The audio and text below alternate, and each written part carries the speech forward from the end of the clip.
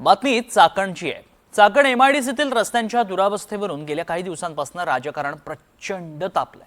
उद्योगांचं पलायन, वाहतूक कोंडी, खड्ड्यांमुळे हैराण झालेल्या नागरिकांच्या प्रश्नांवर उद्योग मंत्री उदय सामंतांनी प्रत्यक्ष पाहणी केली। मात्र या दौऱ्यापूर्वी प्रशासनानं रातोरात खड्डे बुजवण्याची दाखवलेली तत्परता आणि दौऱ्यादरम्यान घडलेल्या घटनांमुळे अनेक सवाल उपस्थित झालेत। बघा।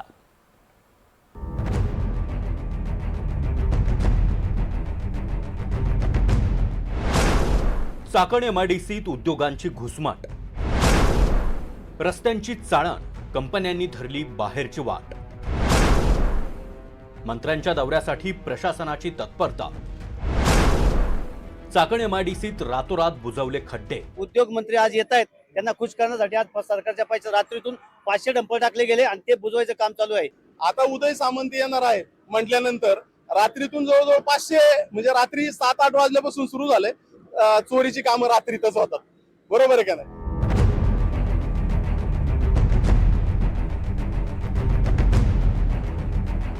चाकण एमआयडीसी परिसरातील रस्त्यांच्या दुरावस्थेमुळे उद्योजक आणि स्थानिक नागरिक दोघेही त्रस्त आहेत। उद्योगांनी चाकण एमआयडीसीतून बाहेरची वाट धरली आहे। याकडे शरद पवार यांनी लक्ष वेधल्यानंतर सरकारच्या हालचाली सुरू झाल्या।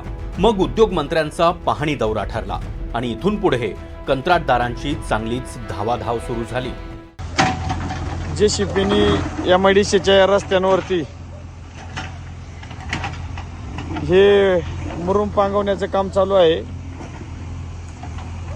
आता उद्या उद्योग मंत्री येणार आहे, त्याच्यामुळे हे सगळे उद्योग चालू आहे। पाहिलंत ना, उद्योग मंत्री उदय सामंत यांचा दौरा ठरला आणि प्रशासन त्याचबरोबर कंत्राटदार रातोरात कामाला लागले। तहानभूक हरपून आणि झोप विसरून खड्डे बुजवण्यासाठी ते रस्त्यावर उतरले। प्रशासनाची हीच तत्परता पाहून चाकणवासियांच्या रागाचा पारा मात्र चांगलाच चढलाय। 100% आज एवढी मोठी एमआयडीसी असून सुद्धा सरकार त्याच्यावर लक्ष देत नाहीये। आज जर एखाद्या देवाला जर कोंबडं कापायचं असेल ते वर्षून 1 लाख कापलं, पण या रस्त्यावर 550 बळी गेलेत तरी पण सरकार जाग येत नाहीये। हे कोणत्या प्रकारचं सरकार? आज बघा, सरकारी पैशाचा चोरा चालू आहे। याचं काही न करता आहे ते फक्त उद्योग मंत्री आज येत आहेत, त्यांना खुश करण्यासाठी आज सरकारच्या पैसे रात्रीतून 500 डंपर टाकले गेले आणि ते बुजवायचं काम चालू आहे। सरकार इकडे पैसे वेस्ट घालत आहे आणि तिकडे कंपन्यांमध्ये कामगार वेळेला पोहोचत नाहीये।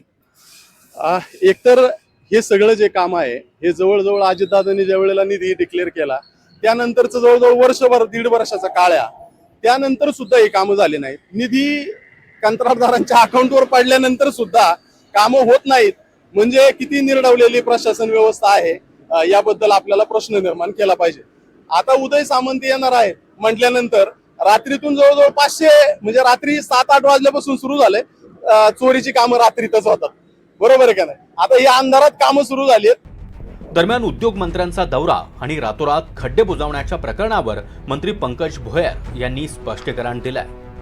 चाकण औद्योगिक क्षेत्र हे महाराष्ट्रातलं एक महत्वाचं औद्योगिक आणि गुंतवणूक केंद्र आहे। मोठे उद्योग त्या ठिकाणी आहेत।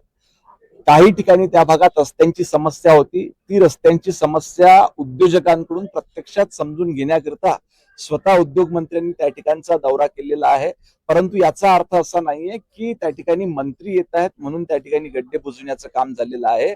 बरं, मंत्र्यांच्या दौऱ्यासाठी एवढी तत्परता दाखवली, पण चाकण तळेगाव रोडवर 1 तासातच कामाचा बोजवारा उडाला आणि एक रिक्षा मातीत अडकली। चाकणवासियांना अशा प्रकारे गाड्या अडकण्याची सवयच लागली आहे, पण आजच्या दौऱ्यात मंत्र्यांच्या ताफ्यातील गाडीही अडकली।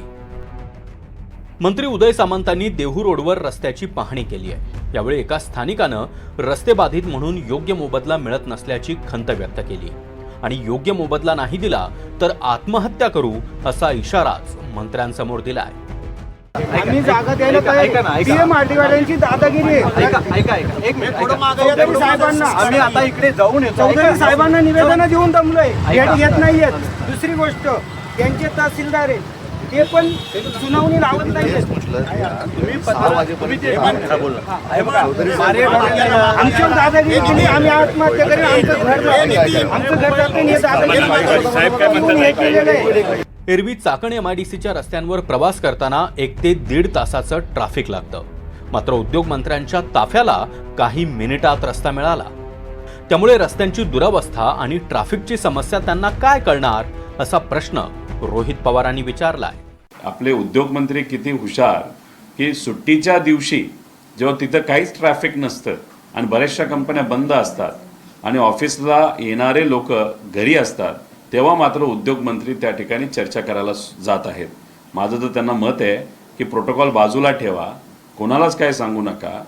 वर्किंग डे दिवशी एक साध्या गाडीमध्ये, म्हणजे एखाद्या मारुती गाडीमध्ये नाहीतर एखाद्या स्कॉर्पिओमध्ये तुम्ही बसा आणि कुठलाही प्रोटोकॉल न घेता, पोलिसांना न सांगता एकदा प्रवास करून बघा. 22 किलोमीटरचा प्रवास पिंपरी चिंचवड ते चाकणला करायला लोकांना एका साईडला, एका बाजूला 2.5 तास त्या ठिकाणी लागतात.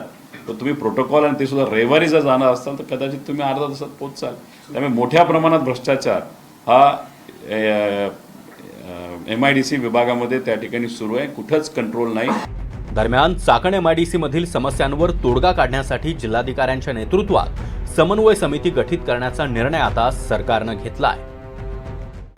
चाकणमध्ये असं लक्षात आलं की मुळात समस्या उत्पन्न होण्याचं कारण मल्टिपल अथॉरिटीज आहेत, त्यांचं कॉर्डिनेशन नसणं हे महत्त्वाचं कारण आहे.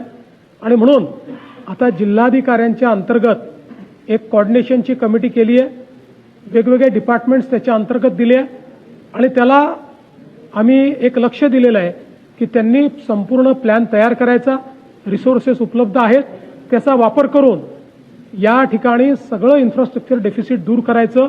सरकारनं समन्वय समितीच्या माध्यमातून प्रश्न सोडवण्याचं आश्वासन दिलं असलं तरी उद्योगांचं पलायन थांबवायचं असेल तर आता आश्वासनांपेक्षा ठोस कृतीची गरज आहे.